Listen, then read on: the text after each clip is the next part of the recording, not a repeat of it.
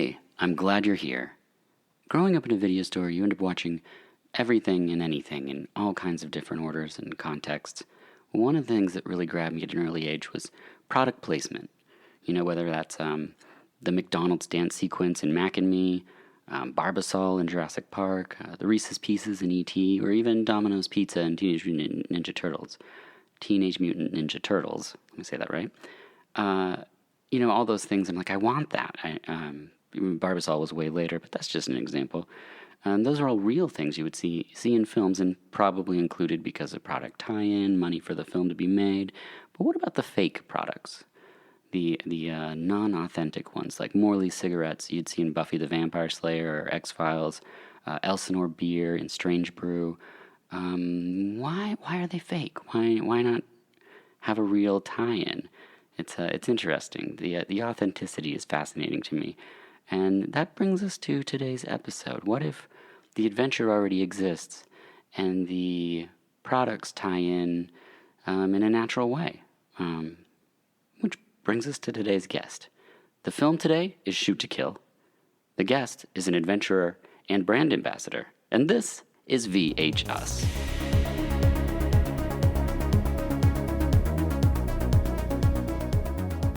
Hello and welcome to VHS. I'm your host Dirk Marshall. As always, you can find more about each episode and the guest at vh-us.com. I'm Dirk Zaster on Instagram, and images from the podcast are listed at vh.us. I'm joined in the studio by Brooke Weeber. Yes, that's me. Okay, I was going to check your last name before we started, but then I chose to try it right now. Well, you did great. I've been saying Weber the entire time I've known you. Oh, most people do. Is that common? Okay, Yeah. I apologize. I'm used to it. And you are an illustrator, a photographer, and a brand ambassador. Is that correct? This is correct. Okay. Well, thank you for being here. Thanks for having me. Of course.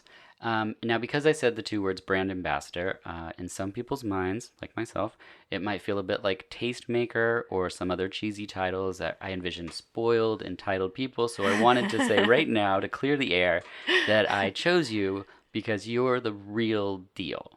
Oh, thank you. You go out into the great outdoors of your own volition. Yes. You would do so if nobody gave you anything. I definitely did. Yeah, that. Yes. For sure. For years, I think, Yes. for a lot of time that I've known you and probably did this before. You tend to experience places that most of us would never see, especially me being an indoor kid. But I want to thank you for that because it's lovely to follow along on your feed. Oh, well, thank you for following. Absolutely. And I can't stress it enough. You're one of the realest people I've known, and also I really appreciate the quests that you go on with whether it's with your group of predominantly ladies, I'm saying? Your core group? Yeah, there's a mix, but There's a mix? yeah. Okay. Although you also do some solo trips. Yes, quite a few. One of which you did was the Pacific Coast Trail. Crest Trail. Crest. Yes. That Reese Witherspoon did in her autobiography, Wild. Yes, I only did the Oregon section, but okay, and that's actually, true. that book was written by Carol Strayed, not Reese Witherspoon. She's in the film, but That's correct. people can find more about you on your website, thelittlecanoe.com. That has your art, and people can follow along on Instagram at Brooke. That's BROOKE _ Weeber, WEEBER. And it's no big deal. You have, I don't know, a little over 56,000 followers. Something like that. Something like that, which is incredible. But really, the photography is, just one aspect of you would be maybe the illustrations. Yes. And that's fascinating. And I look at that and I go, okay, I think I know who this person is. And then I met you and I was like, okay, she's like crafty, but she also is like kind of hardcore, like real deal person. No like flowy hats or anything like that. And then I see your photography and I'm like, okay, hold on, like who's the photographer? But it's you also. True. It's just an impressive skill set is all I'm saying. Oh, thank you. Yes, absolutely. And then the places that you go are places that I've never heard of mostly. And so I don't even know, hopefully we'll get into it through the conversation, how you even find these places. Like, are you combing maps in old libraries or... that would be incredible if I was, but I use Google. Okay. Have you heard of it? I have. Yep. Okay. I'm new to it. Yes. Well, it's a very handy tool. Yeah. when you're looking for places to go, you can just kind of search for trails in Washington or Northern Washington or Oregon or whatever part of the states you want to go to, or outside the states, wherever. And there are so many great resources out there that help you find the places that fit your time frame. Yeah. Does it usually, like, what do you usually start as the breadcrumb? Is it like, I want to go to a waterfall, or let's go to the middle of a desert? I mean, I guess it just depends on how much time I have. Sure. If I have like just an afternoon, I'll go somewhere nearby, and then I'll search for waterfalls or something in the gorge or up at Mount Hood or okay. So it's not like a completely planned trip. There's some malleability to it. definitely. I think you have to be flexible, especially when it comes to weather and everything. Yeah. You want to go to the places that have the most sun, Yeah. that aren't dangerous. Yeah, so there are so many factors that go into it. It's kind of hard to describe, but yeah, a lot of it just happens to be the amount of time that I have, or like what kind of scenery I'm looking for. You posted recently, at the time of this recording, it was a picture, and it's in a desert, and your dog is there, and there's a tent, and then the entire sky is like all stars. Yes. And it's the kind of photo, like, I look at it and I'm like, that's got to be computer generated, or that's just how it looks there. That's for real. That's so insane. I think about that, about most of the pictures you post, is I'm like, but it can't be real. Like, that's the difference between, like, what I think you do and things that are done, like, in a studio or something. Yeah. It's like, you're not creating a false reality. You're, like, reporting back on actual nature. Yeah, and sometimes the camera doesn't capture it perfectly. Sure. Right, and there is post-processing involved, especially with like star photos and things like that, in order to bring out the highlights or the contrasts, and you have to kind of fiddle with it a little bit. But yeah, those things really look that way with your naked eyeballs. Yeah, that's amazing. So wow. But the reason I'm joined by Brooke is not just because we're talking about the great outdoors, being that I never see it, but because we're brought together by the film Shoot to Kill. Was this a first-time watch for you? It was, yes. Okay, strange. I know. Shoot to Kill is an American crime thriller from 1988. It was released outside of North America as Deadly Pursuit. Oh, yeah, that makes sense. Which title's better? Shoot to Kill, Deadly Pursuit. They're both equally... Yeah, I would go with Shoot to Kill just based on every shot was really intending to kill in this movie. That's true. At the time of the recording, Shoot to Kill can only be found on DVD, but copies on Amazon are running around $2. So there you go. It's a bargain. Yep, there it is. The synopsis is an FBI agent teams up with a tracker to pursue a murderer after he vanishes into the mountains and infiltrates a hiking group. Mm-hmm. Have you ever had someone infiltrate your hiking group? I have not. Okay, good. I'm glad to hear that. Not that I know of. Yeah. Oh, they could have. Yeah. To put the film in context, first the director, Roger Spottiswoode, I think is his name. Okay. Yeah. He did Terror Train in 1980, Under Fire in 83, Shoot to Kill in 88, Turner and Hooch in 89. Ooh, did you see Turner that's a good one. Yeah. There we go. Dog movie. Yeah. Air America in 1990, and Stop or My Mom Will Shoot in 1992. Another shoot in the title. He likes those. Yeah. The cinematographer is Michael Chapman. This is crazy.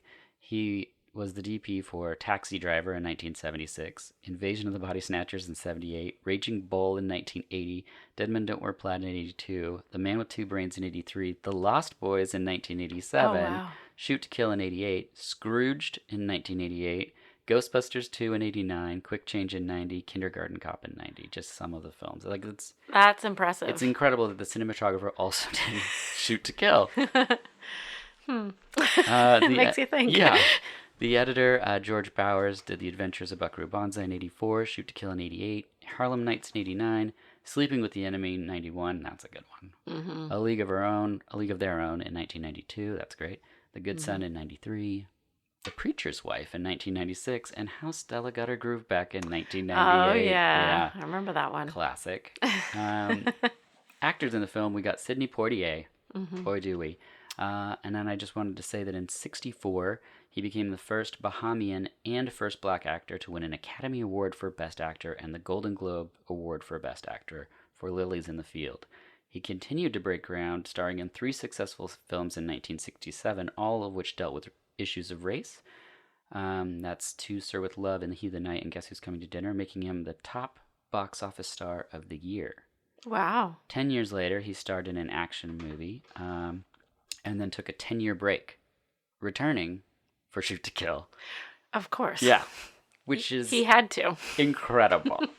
That this movie that you can buy for $2 has Sidney Poitier in it. It's one of my favorite things about this. Next, we have Tom Berenger. He was in The Big Chill in '83, Eddie and the Cruisers in '83, Platoon in '86, Shoot to Kill in '88, Major League in '89, Born on the 4th of July in 1989, and a bunch more other films. The next actor is actually the whole reason I wanted to do this movie, and that is Kirstie Alley. Yes. In this film, like, I had the idea of speaking to you about this film, but then when I watched it, I was so excited because Kirstie Alley is not. There's no part in the movie where she loses her shirt in a waterfall. Yeah. There's no backstory. She's just a person that goes out and leads these she's hikes a and guide. expeditions. She's a guide. But I was like, oh wow, it's interesting that in this movie she's not. Like, I mean, she's kidnapped by the bad guy at one point, but you never get a feel that she's like this helpless waif of a person. Like damsel in distress exactly. or something. Like, she's still fighting the whole time. Yeah. Like, and it's, I don't know. She's kind of a badass. She's a badass, yeah. For sure. And she did Summer School in '87, Shoot to Kill in '88, Loverboy in '89, Look Who's Talking in '89. And of course, Cheers. People know her from that as well. Then Clancy Brown, who, spoiler alert, is our bad guy in the film. Oh. Adventures of Buckaroo Banzai, The Bride in '85, Highlander in '86, Shoot to Kill in '88, and he's the voice of Mr. Krabs on SpongeBob. Oh, wow. Yeah. I didn't know that. There you go. He also was on Carnival, a bunch of television, and has done a ton of films and voice work. I've always really enjoyed Clancy.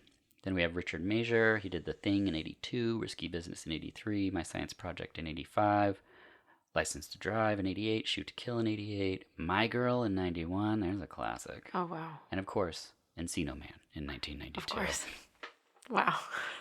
And then last we have Andrew Robinson. He did Dirty Harry in '71, Cobra in '86, Hellraiser in '87, Shoot to Kill in '88, and Child's Play 3 in 1991. So one of the big things of this film is that they cast these men in the group so that they were all pretty flawed, and they had done movies where they were kind of villains, so that we as an audience wouldn't know who the bad guy really was. Very clever. Yeah, they did a great job. Yeah. Because they're all just like, not great. Yeah. And don't seem like they would be going on an expedition. They all seem pretty inept. Yeah. But the film starts off with a very sexy sax intro.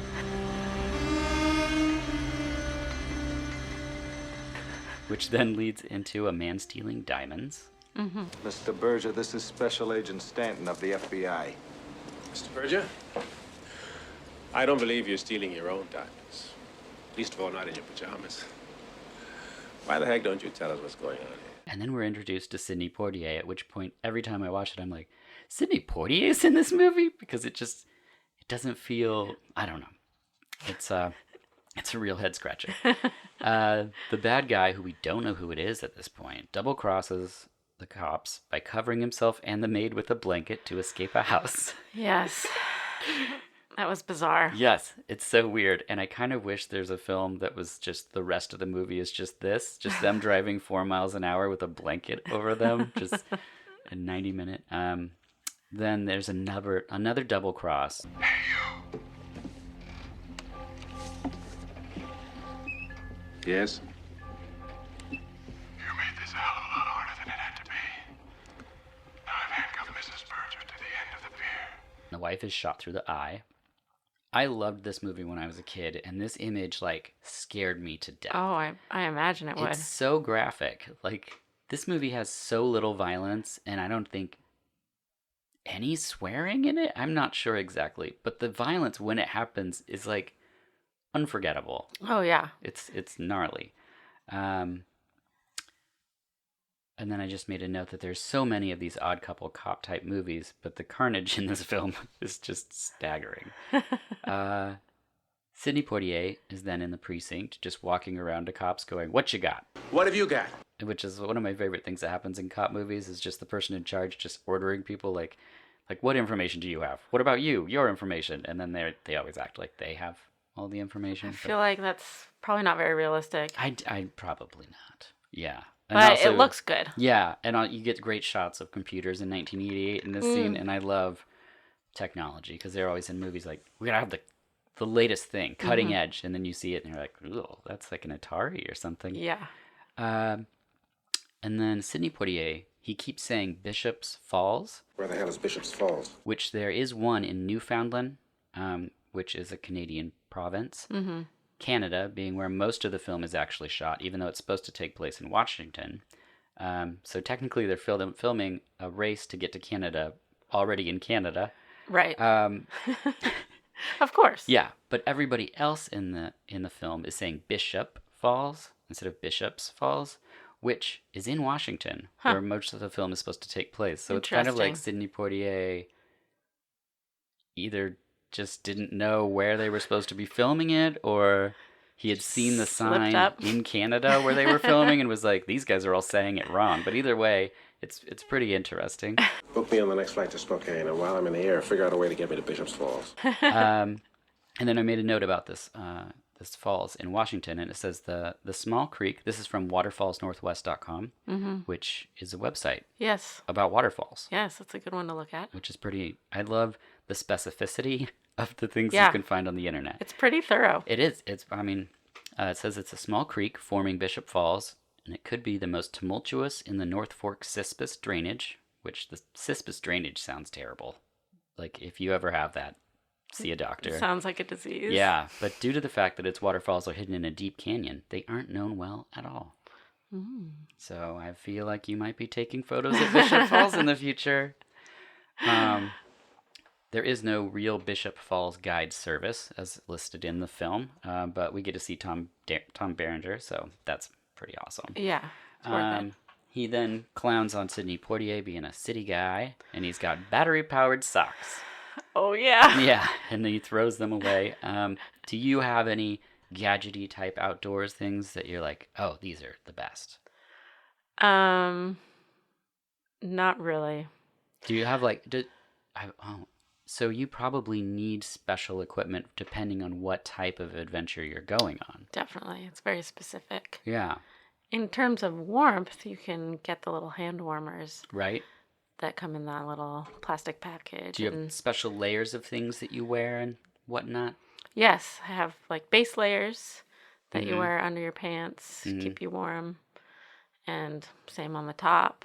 Yeah, like when you did the Pacific Crest, I'd imagine multiple types of weather you're encountering.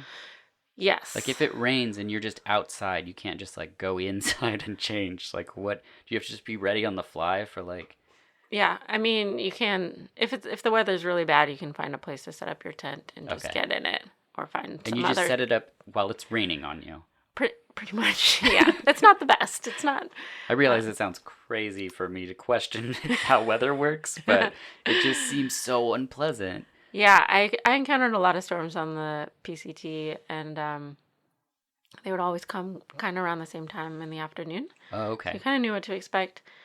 And you'd have your rain gear all ready. I had a friend who had a little umbrella that she used, but yeah, if the rain was coming down really hard, you'd just seek some sort of shelter, and then it would just pass through. Yeah. In a pretty quick, And is by seek some shelter, you mean like a cave or like under trees, or if there are rocks to hide under or something like that. If it was going to be really bad, like it was going to last all afternoon or all evening, you just get in your tent. And that happened a couple times. We just set up our tents and get in and wait it out. Do people ever like show up and be like, "Can I get in your tent?" No. Okay, that's not trail etiquette. I mean, no. Okay, I've never heard of that happening, but that doesn't mean it's not plausible. Right. Okay. Well, you have met strangers at like caves or things, right? Like people seeking the same refuge. Yeah. Yeah.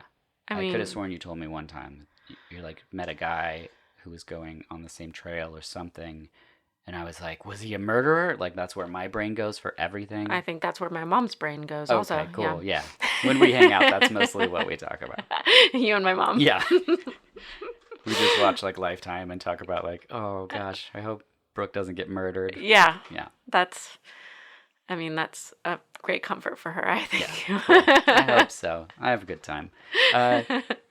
Do you have like, I mean, I hope murderers aren't listening to this, but do you have like bear spray or like a stick or something that you carry? A stick with a rock on Yes, it. yeah. No. Yes, I carried bear spray on the PCT, but I normally don't really carry that stuff. Okay. But mace and knives and things like that are all smart things to have with Things you. you'd need anyway, right? Yes. Hmm. So, yeah, I'll probably, in my future van life, adventures that I'm going to be taking, I'll probably carry a mace, and I have a knife that belonged to my grandfather. Oh, great. Yes, it's very sharp. Wow. And then I do hope murderers are listening to this. Don't mess with me. Yeah, stay away. Or you'll get grandfathered into a world of pain. That's good. Thanks. You can use that. I plan to. The next step in the film is we get introduced to Kirsty and the gang. They're hiking, and that's when we meet the world of terrible men that she's taking up there. Yes. And I think one of them even asks her something about like why she's single or something like that, and she just really puts him in his place. And I was like, gosh, she's so good. Sarah? Yeah? Your boyfriend. How does he feel about you being out here alone with the five of us like this, huh? Well, it's not really up to him, is it? I've always been pretty good at taking care of myself. Yeah, he was kind of a creeper. Such a creeper. Yeah. And that's intentional. They want them all to be creepy. But yeah. What we don't know is about how Kirstie Alley started doing these kind of tours. But what was your start into doing what you do now, like these adventures and things? Well, I started getting more into backpacking and mountaineering through an organization here in Portland called the Mazamas. The Mazamas? Yeah, it's a club, and it's a nonprofit club, and you can take classes, and they'll teach you how to do all kinds of things, like rock climbing, mountaineering, ice climbing, crevasse rescue, all kinds of crazy stuff. Well, the last one, I wish you had put that into the same thing. Oh, rescued from a crevasse. Yes, great. You can learn how to rescue someone from a crevasse, and it's also a great way to meet other people and build community around the activities that you like to do. So that's kind of how I got into it, and I met a lot of people and started doing a lot more climbing with those people. Okay. But also learn the skills to feel safe doing it on my own.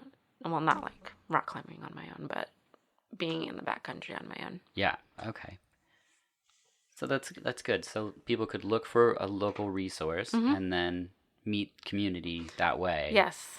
And then gather their skills. Yes. And I feel like those kinds of clubs exist all over the place. Yeah. In towns that are anywhere close to mountains. Right. Or canyons or whatever. Or crevasses. Or hopefully. crevasses. Yeah. Or rivers and waterfalls. Mm-hmm. Yeah. Anywhere outdoors. Anywhere outdoors, yeah. Okay. Next we have more back and forth between Tom and Sydney. You can turn back anytime. You worry about your own ass. Sydney's on the white horse. Tom is on the black horse, which is interesting in the film that they chose to like do this opposite color swap thing. Because at the time in these buddy cop movies, you had a lot of this like one guy's white, one guy's African American, so and so. Yeah. At one point, Sydney wakes up in a cabin and there's a moose standing outside. Has that ever happened to you? Not once. No. Not ever, no. No. Have you seen a moose in the wild? I have, but they don't really hang out around here in the Pacific Northwest. I think when I saw one, I was in Utah. So okay. They're huge. Different. Yeah. You don't really want to get that close to them because they can be pretty mean. Right. And they're super protective of their babies as well. I hope so. Yeah. I mean, so, not all of I us want to hear are. about these neglectful mooses. Next is Timber Falls, which comes up in the film. It does not exist. Sort of. So there's a waterfall whose unofficial name is Burned Timber Falls. And in Twin Peaks, which is set in the Pacific Northwest, Benjamin Horne and Catherine meet at Timber Falls Motel. Ooh. So it's believed that during the creation of Twin Peaks, the motel is named after this waterfall based on the locations that they were scouting. Interesting. Yeah, Burnt Timber Falls. That's the unofficial name of a waterfall. I don't know if you know this waterfall. I'm not familiar. I also don't know its official name. That would have helped. Yeah. I like the name, Burnt Timber Falls. It's pretty cool. Yeah. I like it. Next, we get the scene with the basket. And this was something I was obsessed with as a child. It's a metal basket on a rope. Yes. And you would get on in the basket and pull yourself across this ravine or crevasse. Is it a crevasse if there's a body of water at the bottom? No. Crevasse is more like in the snow. Oh, okay. Perfect. We'll get to that later. Yeah, we will. So the basket was real. It was located at the Cheakamus River in BC. I hope I'm saying that properly, and I'm probably not. There's one pic online from the 70s, so you can actually see what the real basket looked like. It looked exactly like this. It just struck fear into my heart. I was not a fan of heights as a child. Still not too much. Luckily, I didn't grow too tall. Very short, low to the ground. But yeah, I just loved this sequence. And the part where the rope breaks and he then is clinging to the wall, equally terrifying for me. Yeah. It's very scary. Have you climbed rock walls? Yes. And you do so with ropes and somebody else. Is that correct? Yes. How do you start it? Like, because like somebody had to go up there at some point. Are there just pre-existing ropes hanging off cliffs everywhere, or what is the situation? There are a lot of different ways that this can happen. Okay. So if you have access to the top of the route of the rock wall, you can tie an anchor up there and put the rope on it, and then you don't have to. And then you climb it down it. And then you can rappel down. It kind of depends on the access. Got it. To the whole route. So if you can get to the bottom and the top, then you can just walk up there, tie up your anchor, put the rope on, and then walk down to the bottom and start the climbing situation. Okay, so here's my problem. If I can walk to the top of the rock wall, why are we climbing it? Because it's fun. Because that's the activity. Yeah, that's the activity. That's the part I never got as a kid and still don't. So I get it. So my mindset is always like, people go, oh, do you want to go on this hike? And I'm like, where are we going? And they're like, to this like spot, and we'll look out. And I'm like, okay, and then what? And they're like, well, then we walk back. And I'm like, but I'm already here. Right. So why am I, like, my brain just doesn't work that way. And then I see your pictures and I'm like, I get why they do it, because then you sit and experience that. Mm-hmm. And so it sounds lovely. But this is a different thing. Because you've already been to the top in some cases. Yes. But now you're climbing together. Right. To solve the puzzle of how to do it? Yeah, in a way. It's a great challenge. Yeah. And a skill to learn. Mm-hmm. Especially if you want to progress and go out into the Alpine and do something like that where you don't have access to like the top. Okay. So, yeah, another way to climb would be one person is on one end of the rope and they and the other person has them on belay, which is... As what? Has them on belay, which just means that they have the other end of the rope in a device attached to their harness. And the first person will start climbing, and then there will be places where they can either put gear into the rock and attach the rope. It's kind of hard to describe if you don't know. Hammering a spike in, or no, it'll like either there's like there's like so many ways I could explain this. Yeah. But you can place gear, which is like there are all these different kinds of types of gear. Yeah. Nuts and things and just whatever different things that you can put in the rock, and then you attach the rope to it, and then you can like hang on it and you're safe, and then you can keep climbing and do it again. Wait, so you're hanging, and then what are they doing at the other end of the rope? The person on the ground has the rope like sort of tight so that if you fall, they can catch you. Okay, got it. So Wow. there's kind of a lot of different ways that you can do this, and it's hard to describe all of it in a very small amount of time. How high have you done this? So you can do like single pitch, which is just like one rope length, Okay. or you can do like many pitches.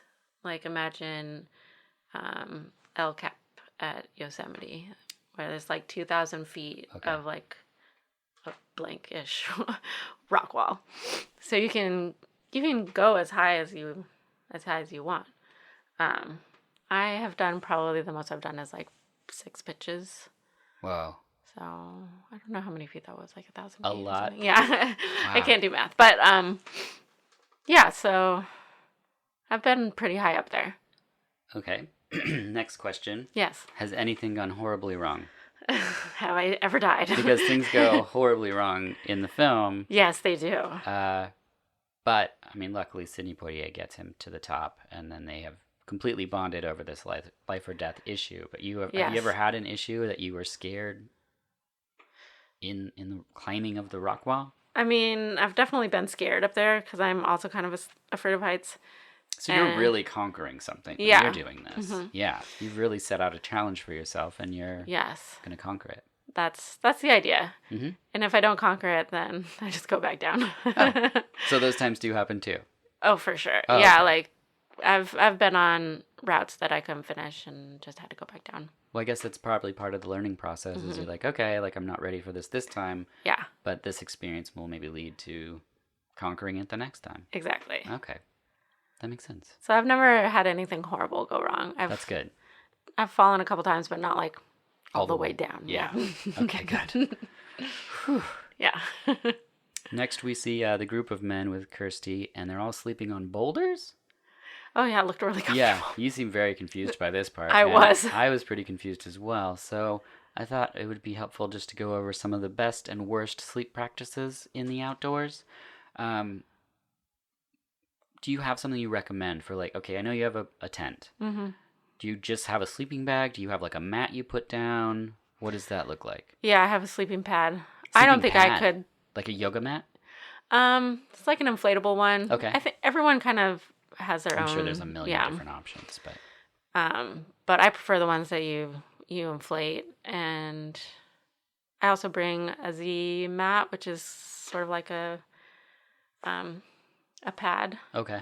And sometimes I'll use that just to sit on, or for the dog, or for extra protection if I'm camping on snow and I just want like another layer of warmth there. Z mat. A Z mat. It's like an accordion, so it kind of folds up. Oh. Yeah.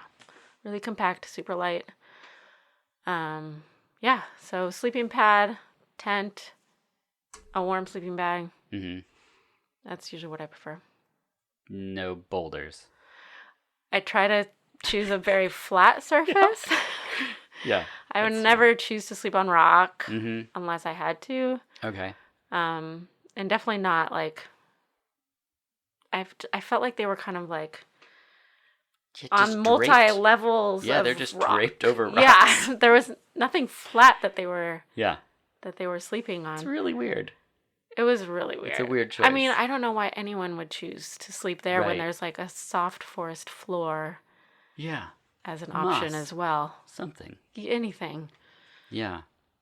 And this is we'll get to the next thing other than tents sleeping. But and also no, we'll get to it later. We better just keep moving. Okay.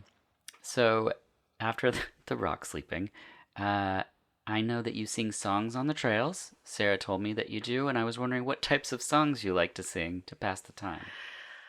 Oh, gosh. Well, sometimes my friends and I will make up songs. That's a really good way to kill some time. Mm-hmm. Take a popular song's melody or like the tune or whatever and just make up your own words.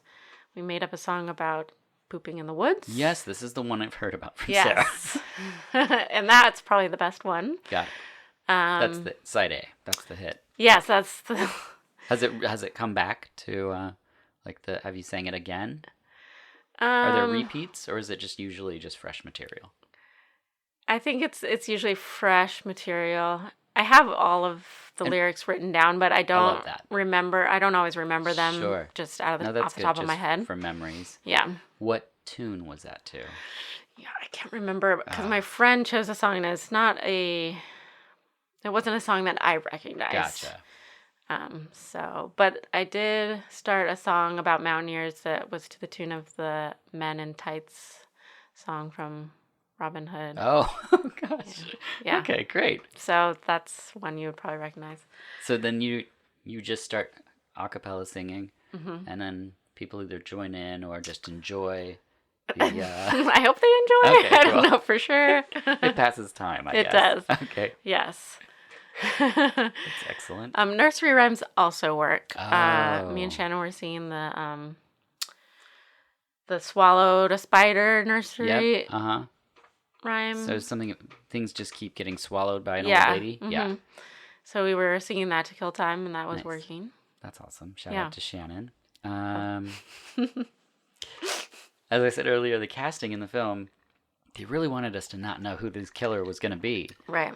which is working excellently until 46 minutes into the film, when all of a sudden Clancy Brown just kills everybody except for Kirstie Alley. Yes. He Ready? just, it's not even, in a different movie, it would be like, these people keep dying. Who's doing this? But Yeah. in this one, he just shoves everybody off into the ravine and they die. It seemed really convenient because at first the one guy just slipped, right? Yeah. And then he needed help. Yeah, his gun falls out. He's like, Yeah. give me the gun back and I'll help you up. And then he just shoves him off. Yeah. And then he's like, oh, well, while I'm at it, I'll just kill everyone else. It's so bizarre. So then we know who the killer is. And then Sydney and Tom, they hike to a cabin. And you do this often. What is the most remote cabin that you've been to? I'm sure it's tricky, so you could just do top 3 or something. Well, I usually go to lookout towers, which are cabins perched on top of ridge lines or rocks or mountains. Okay, so I would feel somewhat safer in these lookout towers because bears probably don't go upstairs that often. Yeah. Which is probably the idea behind it, maybe. And I don't think they open doors. Right, okay. Yeah. So that's awesome. And I've seen photos that you posted where I'm like, that seems fun. It's like a clubhouse or something. Yeah, windows, Yeah. all around the whole place. You can see 360 views. They don't have bathrooms. No bathrooms. Got it. No water. No water. No electricity. No electricity. Sometimes they have propane. Okay. Do you have to pay if you use the propane? Some of them you're already paying for. Okay. So they're not too expensive, like $40 a night or something. So you've reserved it. So Some of them, yes. So other people can't show up, or have you ever Right. had someone show up and be like, "This is my time for the lookout tower"? No, I've gone to the first come first serve ones before and shared it with people, strangers, and that was really fun. Oh, Yeah. I think once we had 7 of us. In one, and it was really entertaining.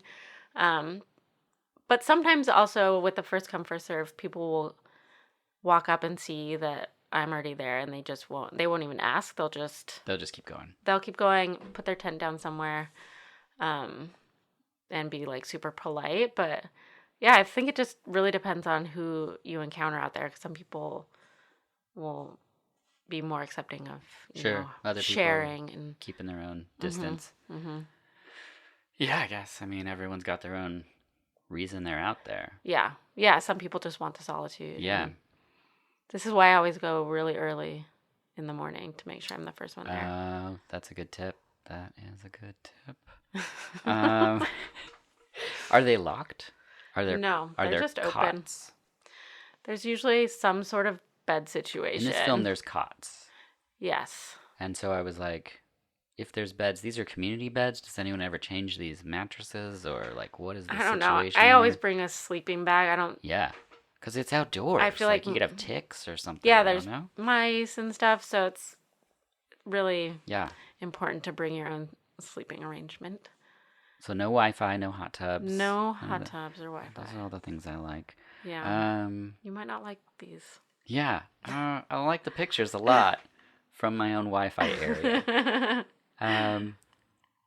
Now, clearly people can pee anywhere, but what is the proper code for other bodily functions when you're on trails and these places where I'd imagine hopefully all the people that are out there are trying to preserve nature and not Hopefully. leave a lot of, what's it called? What's the footprint thing?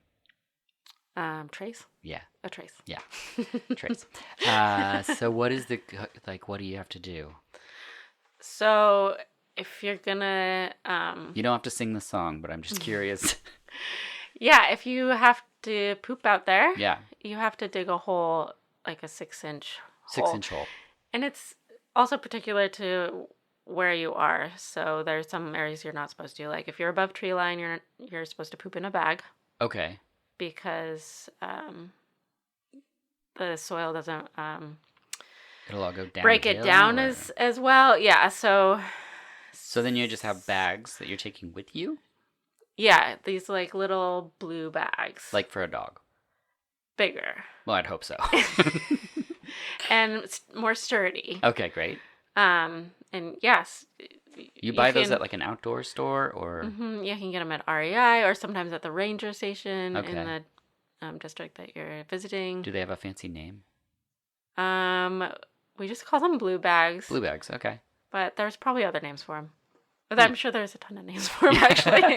Because, There's a whole nother song. there's a song. Just for when you don't want to sing about just in the woods. You can Yeah. talk specifically about the bags. Then are there like depots where you drop off the blue bags or just garbage? Just garbage. Okay, got it. Yeah. If you are digging a cat hole is what they call it. Cat hole. Yeah, a cat hole. Okay. You want to make sure you're far away from water, like 200 feet, and trail as well, and camp. So you don't want to be pooping like on the trail or in your camp. Yeah, which, Just right by the fire? Yeah. Sure. And really far away from water sources. And it's the same with peeing. You don't really want to be peeing close to the water. Oh, yeah. Just want to keep the water sources as clean as possible. Don't leave your toilet paper, pack it out. Pack out everything except What you buried. what you buried. Yeah. Okay. And you don't have to mark it with like a little flag or...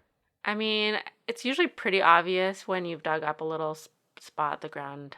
Right. Looks... So people just walking around would be like, that's a cat hole. Yeah. Got it. Sometimes I'll put a rock on it, though, if it's just, I don't know.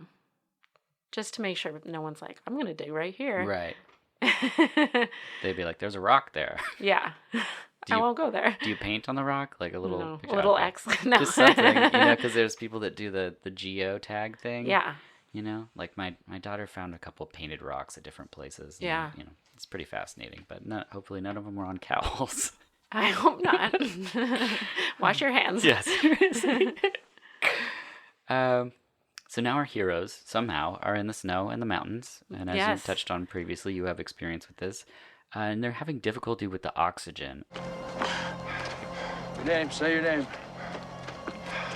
Warren. Stanton. Every time you lose your wind, you stop, you say your name. Got that? What if I'm too tired? Remember my name. For $10, I'll remind you. Have you experienced that in high altitudes? Yeah, I got a little bit of altitude sickness when I climbed. What does altitude sickness feel like? It can feel like a headache, like kind of a crushing headache, nausea, shortness of breath, anger, Oh, sadness. sounds terrible. Yeah, it's really unpleasant. And what can cure it other than... Going back down. Wow. Yeah. That's it. Yeah. Ibuprofen doesn't make a high altitude ibuprofen or... No, you can take ibuprofen, but it's not going to make your altitude sickness go away. And then they ice climb. Have you ice climbed? I have. Why? So regular with... Okay, rock, I trust rock. But ice, like, I don't know... How do you... why? It seems so dangerous to me. Yeah, it's definitely... there are a lot more variables when it comes to ice climbing. You have to understand the ice that you're climbing and make sure that it's solid. And Do you need, like, knives, like boots that have knives in them? yes, They're called crampons. They have Crampons? Yeah, crampons, which also are used for just straight up mountaineering, just walking. Yeah. Okay.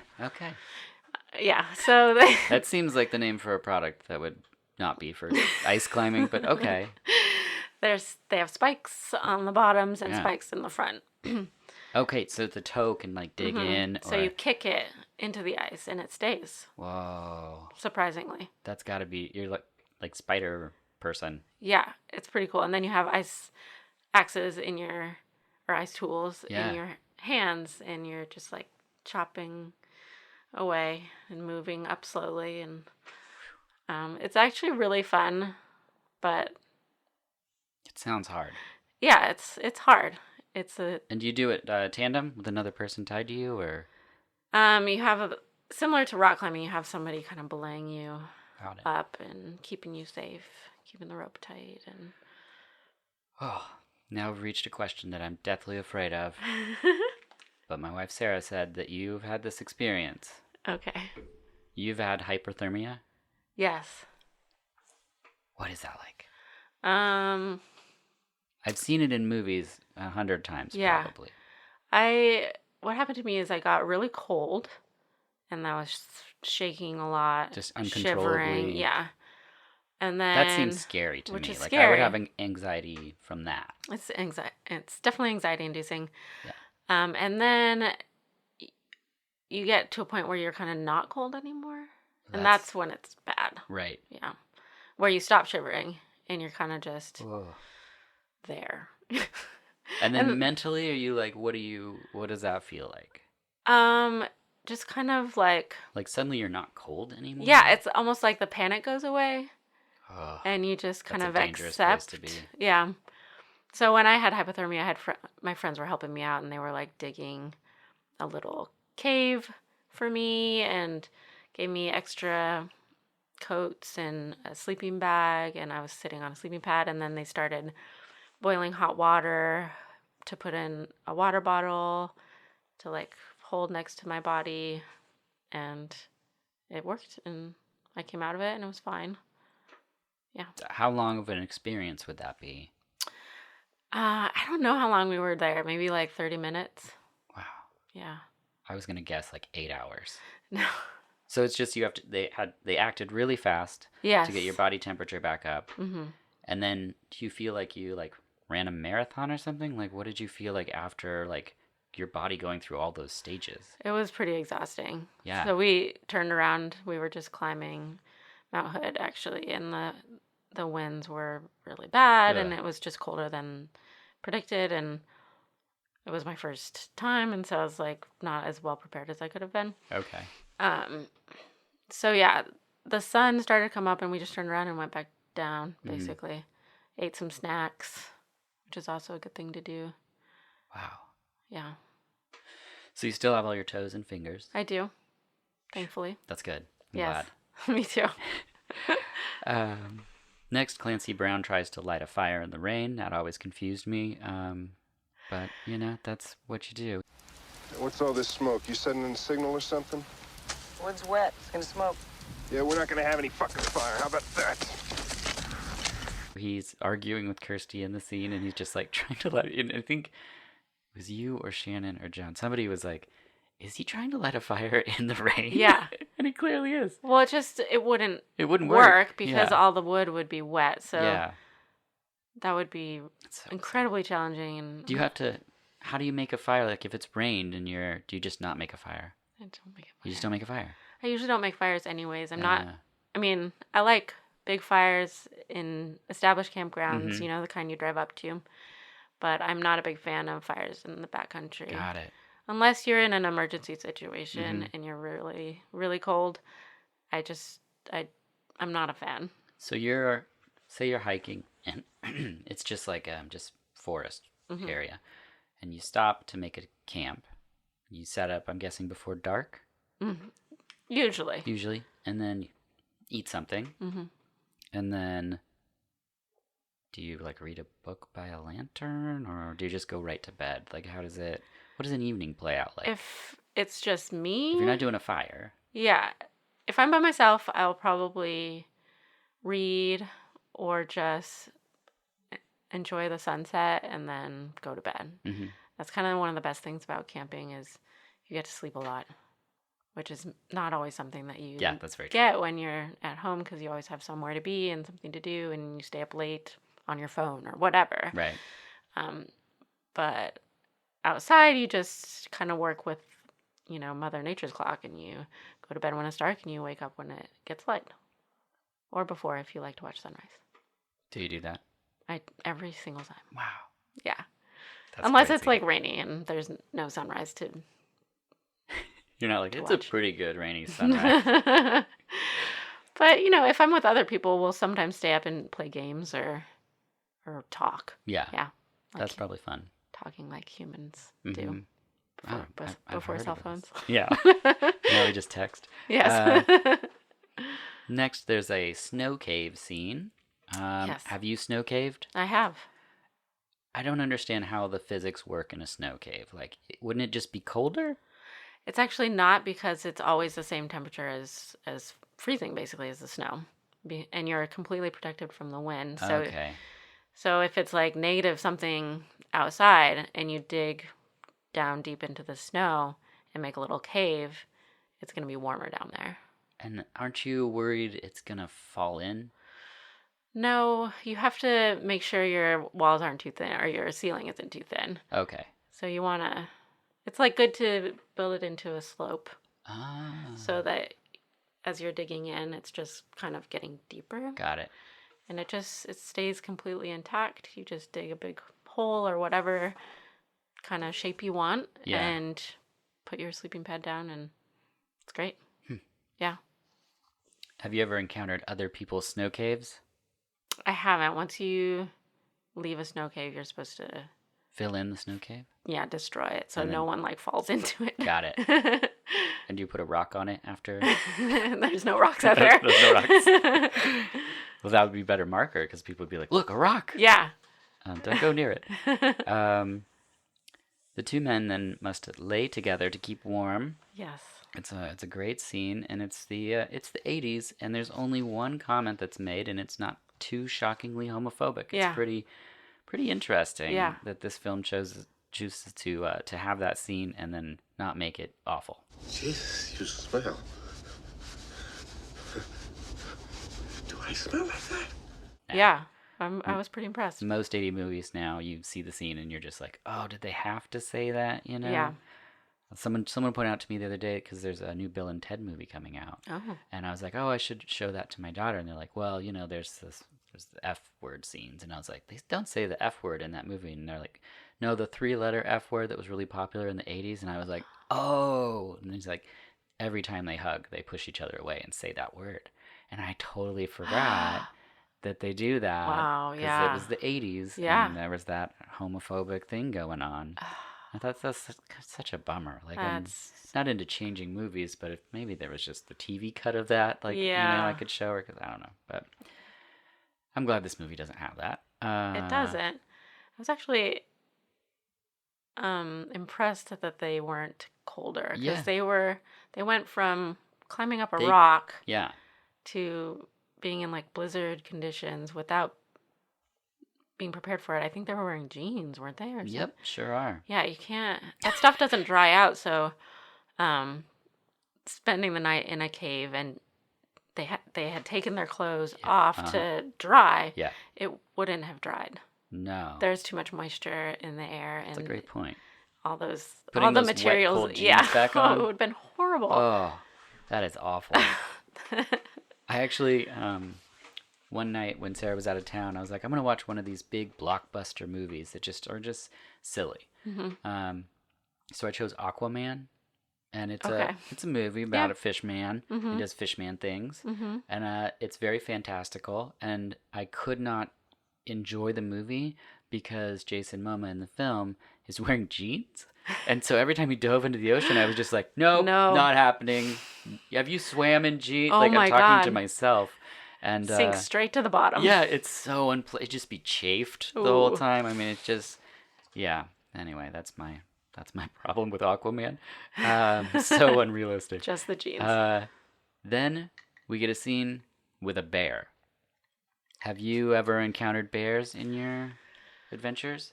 I actually haven't. I've been pretty fortunate, although I wouldn't mind seeing a bear occasionally because a lot of the bears are they're afraid of you and they're gonna run away. And Okay. yeah, Not not talking about like grizzlies or anything. Yeah. This is just like black bears. Yeah. In movies, not so much. Yeah, they're not nice in movies. No. In fact, they have to make sounds to scare the bear. Mm-hmm. Sidney Poitier scares the bear with his crazy, crazy sound.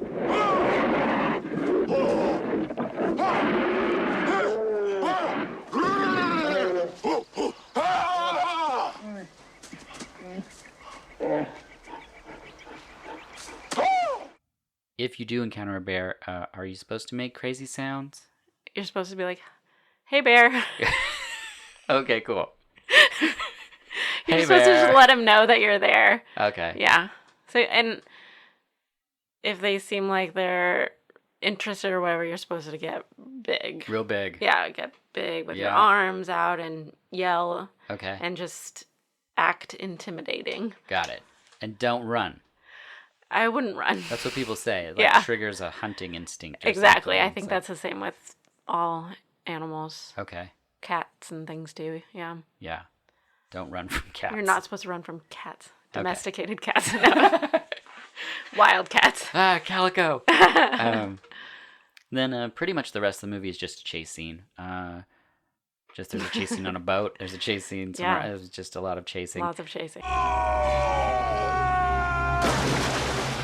And then eventually, Sidney Poitier shoots Clancy underwater in the eye. Yeah, So of we have course. more eye stuff. Yeah.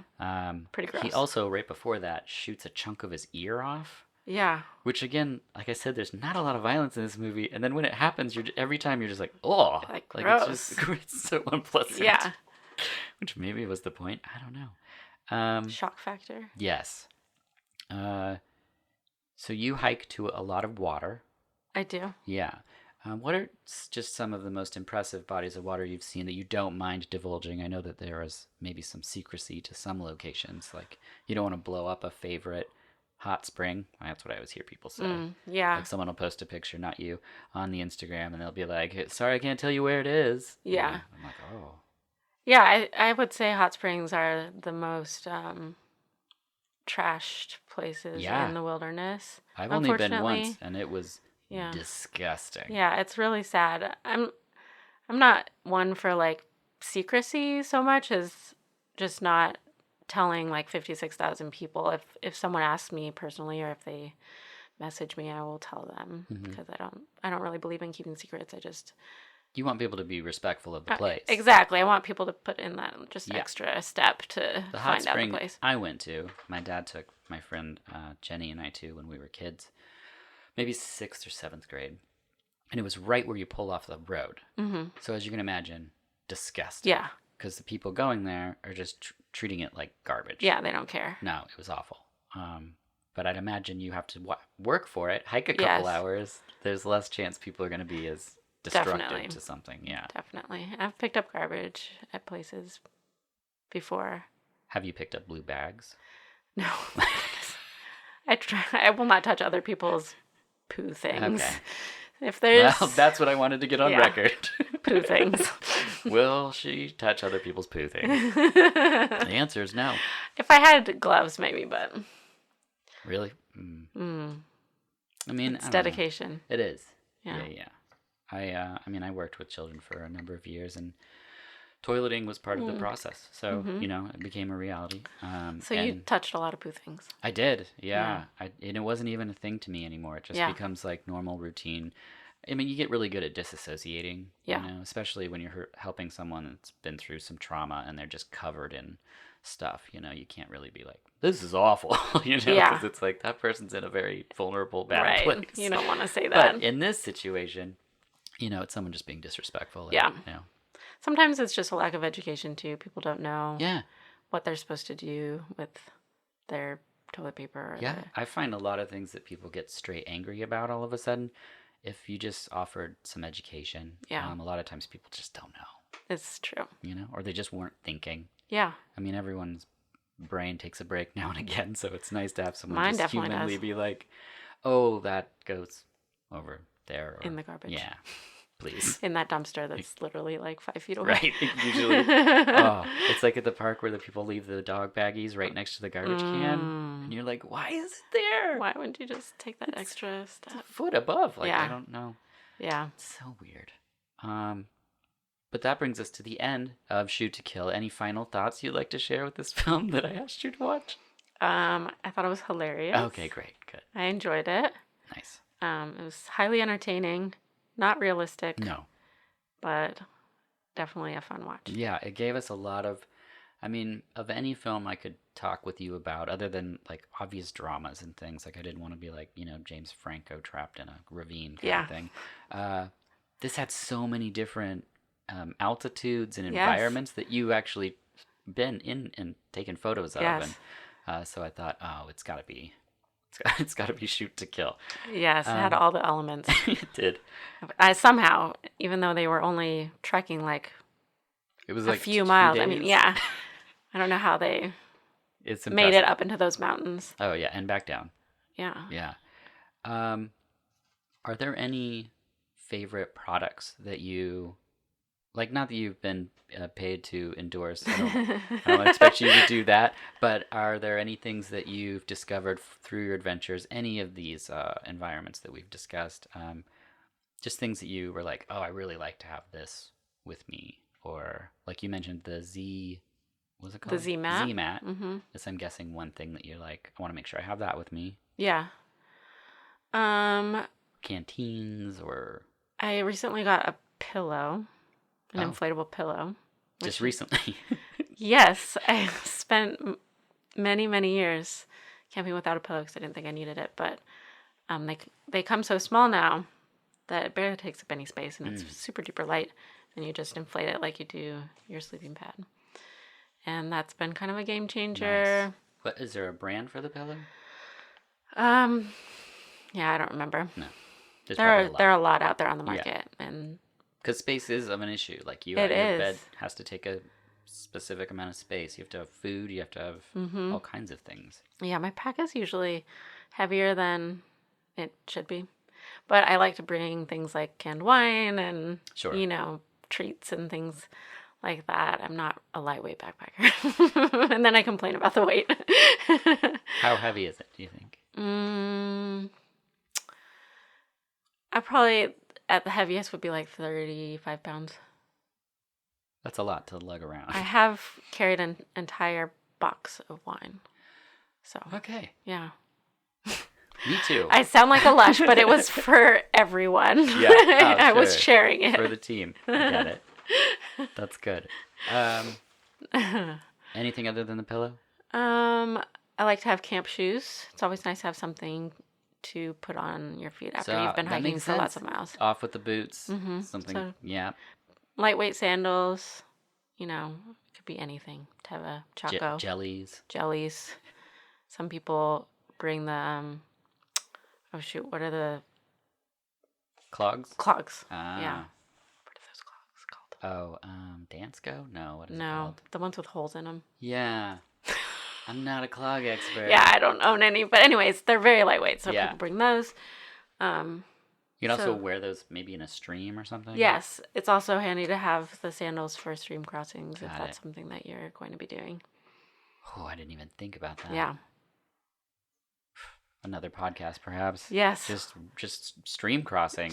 Yes, we could just talk about stream crossings. Oh. What is a good day like for a brand ambassador? So somebody who's sponsored you, I'm guessing, you're going out on an excursion. Now you have to think about your adventure differently, right? Mhm. You have to either feature and utilize The something product. Mhm. and then I'm guessing maybe weather wouldn't cooperate, or Mhm. is it difficult to get that shot, or you just allow yourself an amount of time, or Yeah, it definitely doesn't always work out, yeah. depending on the weather. But yeah, I love taking photos and I Mhm. love doing this work, but it definitely changes the way I experience and Well, adventure. because it's a job now. Because it's a job, Yeah. yeah. So I have to always be thinking about how I'm going to get the shot or get the right photo or feature the product or whatever, which kind of takes a little bit away from just experiencing the time spent outside. Well, and to tie back into what I was talking about in the beginning, and you would be out there doing these things anyway, and that's different from me knowing people that work in like advertising and stuff, where they're like, okay, we're gonna go to this cliff, we're this hour, we're gonna take this one shot, and then we're out. It's like you would already be living this life, and so when I see the pictures that you take for these things, it feels authentic, regardless of the fact that it's a collaborative relationship with someone sponsoring you. And I think that's fascinating. Yeah. In a world where we've, constantly are just being made up these like, fake lives on Instagram or whatever it is, and it's like, here I see someone really living it. And it's like there's a duality because it can be a job as well. Yeah. Yeah. It's hard sometimes. And I try to take time away from it to just...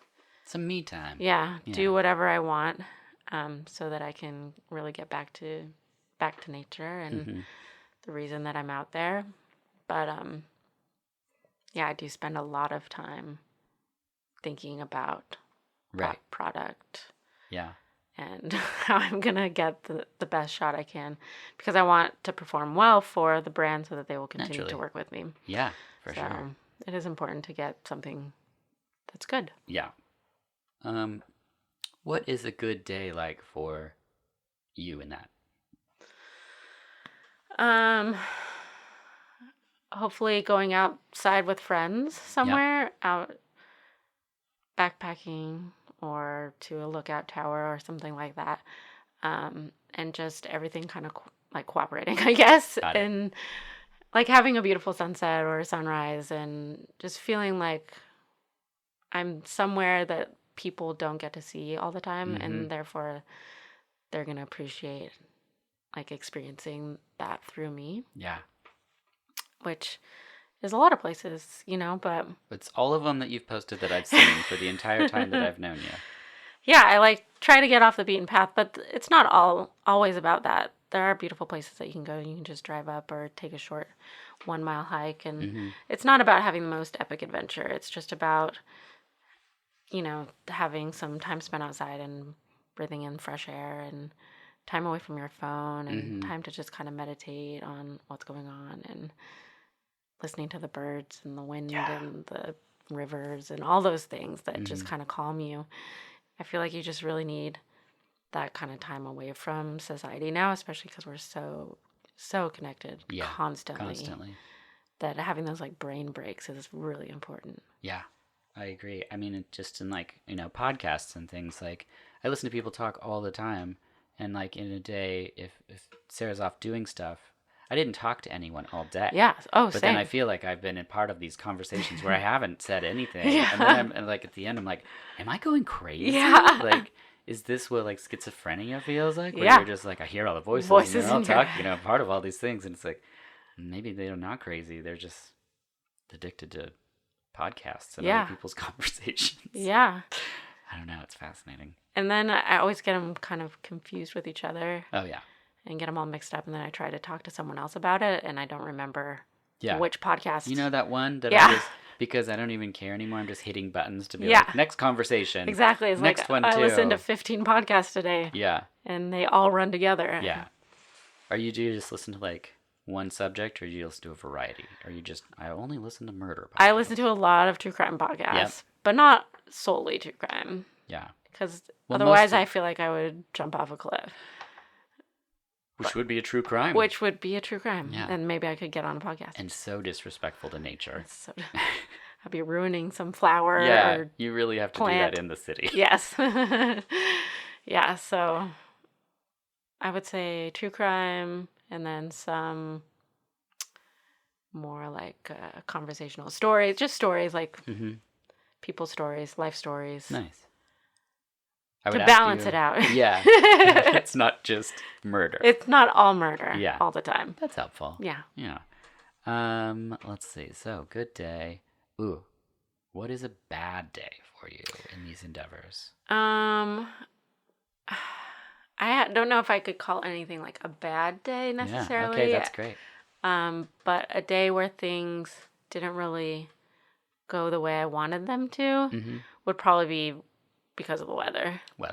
So for example, I planned a backpacking trip last year in the Olympics, and it was too early, and there was a lot of snow. So we were supposed to be out there for 3 nights, and we hiked up, and it was snowing, and it was horrible, and then there was also snow on the trail. And we couldn't see the mountains. We couldn't see anything. It was just miserable. Wow. And we couldn't really keep going because it was dangerous. Yeah. So you just had to come back. So we turned around and spent 1 night out there and then hiked out. So you have to just drink all the cans of wine in one night. Yes. That's a lot of cans of wine, yes. It was a party. Yeah, cool. So, yeah, it was kind of a bummer because we didn't really get to see everything. Didn't get to see the mountains at all. I didn't fulfill my requirements for photos or whatever. Right. But nevertheless, I still had a chance to get outside and make a memory. Make a memory, sure. and there were fun parts of it for sure. What is your favorite thing about, we'll just say, the brand ambassador thing, the aspects of that? I think probably getting a lot of awesome gear through these brands. Gear that, I only work with brands that I really respect and that's great. I can back their stuff, So no one's gonna get hurt using these things. Yeah. The gear holds and lasts for years and it's flattering or whatever. It serves its purpose. Got it. So getting all that gear is pretty cool. Also the community that comes along with it. I've met a lot of people through these brands. Some of the brands will have summits where they bring all the brand ambassadors together, and because they want you to build relationships with each other and they want you to go travel together and make friends, and they want it to be sort of like a family. And so I've met a lot of amazing people. That's really that cool. I've gone on a lot of trips with, and oh wow. Yeah, people that I consider really good friends. Are they of mine. people from other places that come to the Pacific Northwest and you all get to go on adventures together? Sometimes or we'll meet somewhere. One of them I went to Maui with this year, and we just met there and spent 10 days bopping around Maui, and then wow, that's awesome. It was great. Yeah, that sounds great. It was. And now we've reached. Oh no, we haven't. Do you have any advice for someone who's perhaps interested in just the adventuring aspect? So you mentioned the Malawa? Mazamas? Mazanas. There it Mazamas. is. Mazamas. Yes. Okay. Montezuma's. Marshmallows. Something like that. So that's a good resource if someone wants to go out and... Yeah, if you live in the Portland area, that's a really good place to turn to learn the basics. Yeah. And to meet people, especially if you don't know anyone that likes to go hiking. Yeah. But there are tons of other groups too, that meetups and things for people that just want to go on hikes or people that just want to go on bike rides or whatever. Right. All kinds of things. So many different ways you can connect with people online. Yeah. Okay. Yeah. That's so good. I guess that's the first step. Yeah. I think the community part is the best part. Yeah. Oh, for sure. Yeah. Okay. Final question, and it is my favorite question. Goody. Brooke, what are your dreams like? When I'm sleeping? A lot of times people are like, my aspirations? And I'm like, no, I don't care about those. I want to know what happens when you go to sleep. Do you have fantastical locations that pop up in your head? Do you have stress dreams? I have a lot of stress dreams. Yeah. I don't have the most exciting dreams, unfortunately. I feel like a lot of them are just am I going to get this project done? Or, am I going to sell the house? Or work stuff. My teeth fall out, Yeah, that's a stress dream. Yeah. The teeth one's a big one. Oh, yeah. Yeah. I have that one. I have that one too. I hate it. Oh, it's the worst. I've had teeth fall out, so it's really... Not from dreaming. No. Yeah, okay. From getting hit by a truck. Oh. Yeah. In nature? No, that was in the city. Oh, okay. Well, Can't trust the... Is that what started these venturing? You're like, I gotta get away from these trucks. No, but I was on my bicycle, so... Oh, yeah. I remember hearing about this. That's terrible. Yeah. Do you still ride a bike? A little bit. Huh. Not as much. I don't blame you. Yeah, I used to only ride a bike. Yeah.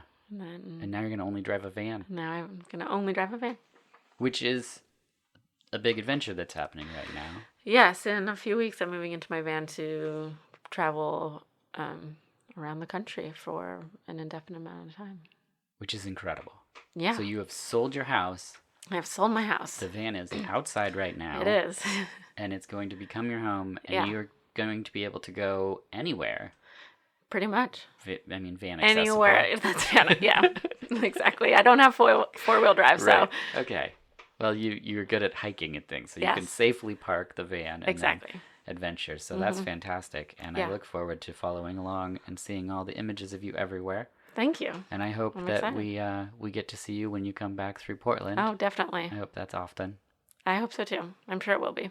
Awesome. Yeah. Well, thank you so much for coming. Thanks for having me. Yeah, thank you for watching Shoot to Kill. Of course. And, anytime.